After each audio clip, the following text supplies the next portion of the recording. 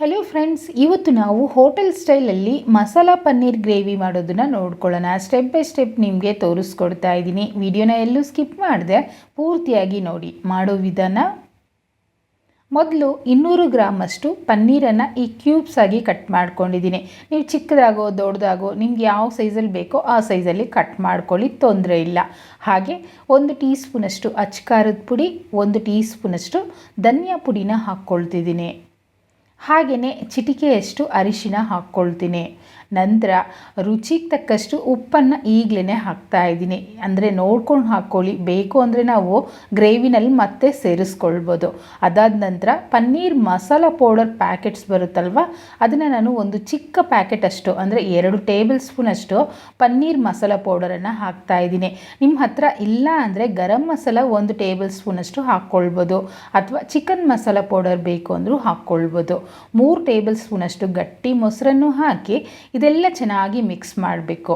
ಅಂದರೆ ಮೊದಲೇ ನಾವು ಈ ರೀತಿ ಮಿಕ್ಸ್ ಮಾಡಿ ಒಂದು 10-15 ನಿಮಿಷ ನೆನೆಸಿಟ್ಕೊಳ್ಳೋದ್ರಿಂದ ಉಪ್ಪು ಖಾರನೂ ಪನ್ನೀರ್ಗೆ ಹಿಡ್ಕೊಳ್ಳುತ್ತೆ. ಪನ್ನೀರು ಸಾಫ್ಟಾಗಿ ಗ್ರೇವಿನಲ್ಲಿ ಅಷ್ಟೇ ಚೆನ್ನಾಗಿರುತ್ತೆ. ನೋಡಿ, ಈಗ 10 ನಿಮಿಷ ಆಗಿದೆ. ಒಗ್ಗರಣೆ ಹಾಕ್ತಾ ಇದ್ದೀನಿ. ಕಡಾಯಲ್ಲಿ 2 ಟೇಬಲ್ ಸ್ಪೂನಷ್ಟು ಬೆಣ್ಣೆನ ಸೇರಿಸ್ತಾ ಇದ್ದೀನಿ. ಬೆಣ್ಣೆ ಅಥವಾ ತುಪ್ಪ ಎರಡರಲ್ಲಿ ನಿಮ್ಗೆ ಯಾವ್ದು ಇಷ್ಟನೋ ಅದನ್ನು ಹಾಕ್ಕೊಳ್ಳಿ. ಇದು ಪೂರ್ತಿ ಚೆನ್ನಾಗಿ ಕರಗಿದ ನಂತರ ಇದರಲ್ಲಿ ಒಂದು ಸ್ವಲ್ಪ ಕಸೂರಿ ಮೇಥಿ, ಅಂದರೆ ಒಗ್ಗರಣೆಗೆ ಕಸೂರಿ ಮೇಥಿ ಸೇರಿಸೋದ್ರಿಂದ ನಮಗೆ ಪನ್ನೀರ್ ಗ್ರೇವಿ ರುಚಿ ಅಷ್ಟೇ ಚೆನ್ನಾಗಿ ಬರುತ್ತೆ. ನಂತರ 1 ಟೀ ಸ್ಪೂನಷ್ಟು ಜೀರಿಗೆನ ಹಾಕ್ಕೊಳ್ತಾ ಇದ್ದೀನಿ. ಇದನ್ನು ಲೈಟಾಗಿ ಮಿಕ್ಸ್ ಮಾಡ್ಕೊಳ್ಳೋಣ. ಹಾಗೆಯೇ 2 ಹಸಿಮೆಣಸಿನ್ಕಾಯನ್ನ ಹಾಕ್ತಾ ಇದ್ದೀನಿ. ಈ ಪನ್ನೀರ್ ಗ್ರೇವಿನಲ್ಲಿ ಹಸಿಮೆಣಸಿನ್ಕಾಯಿ ಅಲ್ಲೆಲ್ಲೂ ಬಾಯಿಗೆ ಸಿಗ್ತಾ ಇದ್ದರೆ ಚೆನ್ನಾಗಿರುತ್ತೆ. 2 ಈರುಳ್ಳಿನೂ ಸಣ್ಣದಾಗಿ ಕಟ್ ಮಾಡಿ ಸೇರಿಸಿದ್ದೀನಿ. ಹಾಗೆಯೇ 1 ಟೇಬಲ್ ಸ್ಪೂನಷ್ಟು ಶುಂಠಿ ಬೆಳ್ಳುಳ್ಳಿ ಪೇಸ್ಟನ್ನು ಹಾಕಿ ಒಟ್ಟಿಗೆ ಮಿಕ್ಸ್ ಮಾಡ್ಕೊಳ್ಳೋಣ. ಅಂದರೆ ನಾವು ನಾರ್ಮಲಾಗಿ ಫ್ರೈ ಮಾಡೋದಕ್ಕಿಂತ ಈ ಈರುಳ್ಳಿ ಒಂದು ಸ್ವಲ್ಪ ಚೆನ್ನಾಗಿ ಕಲರ್ ಚೇಂಜ್ ಆಗಬೇಕು, ಆ ರೀತಿ ಫ್ರೈ ಮಾಡ್ಕೊಳ್ಳಿ.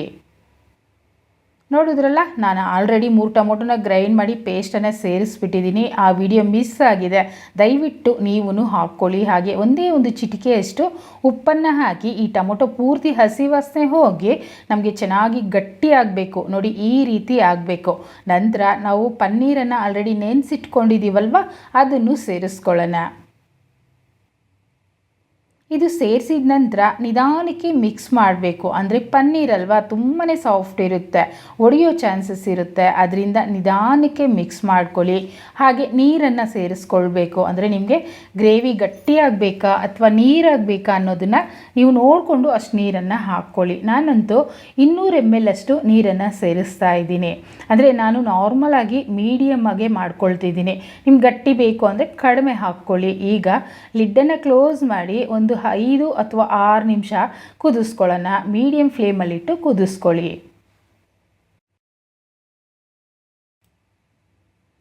ಓಕೆ ಫ್ರೆಂಡ್ಸ್, ನೋಡಿ ನಾನು ಓಪನ್ ಮಾಡಿ ತೋರಿಸ್ತಾ ಇದ್ದೀನಿ. ವಾವ್, ಎಣ್ಣೆ ಎಲ್ಲ ಸೈಡಲ್ಲಿ ಬಿಟ್ಕೊಂಡು ಗ್ರೇವಿ ತಿಕ್ನೆಸ್ಸು ಕರೆಕ್ಟ್ ಇದೆ ಅಲ್ವಾ. ನಾನಿವತ್ತು ಪರೋಟ ಜೊತೆ ಮಾಡ್ಕೊಂಡಿದ್ದೀನಿ, ಅದರಿಂದ ಈ ತಿಕ್ನೆಸ್ಗೆ ಮಾಡಿದ್ದೀನಿ. ನೀವು ಚಪಾತಿ ಅಥವಾ ಗೀ ರೈಸ್ ಜೊತೆ ಮಾಡೋದಾದರೆ ಗಟ್ಟಿಯಾಗೋ ನೀರಾಗೋ ಮಾಡ್ಕೊಳ್ಳಿ. ಕೊತ್ತಂಬರಿ ಸೊಪ್ಪನ್ನು ಹಾಕಿ ಮಿಕ್ಸ್ ಮಾಡಿದ್ರೆ ರುಚಿಯಾದಂಥ ಪನ್ನೀರ್ ಗ್ರೇವಿ ರೆಡಿ ಆಗೋಯ್ತು. ಎಷ್ಟು ಸುಲಭ ಅಲ್ವಾ, ಅಷ್ಟೇ ರುಚಿಯಾಗಿರುತ್ತೆ.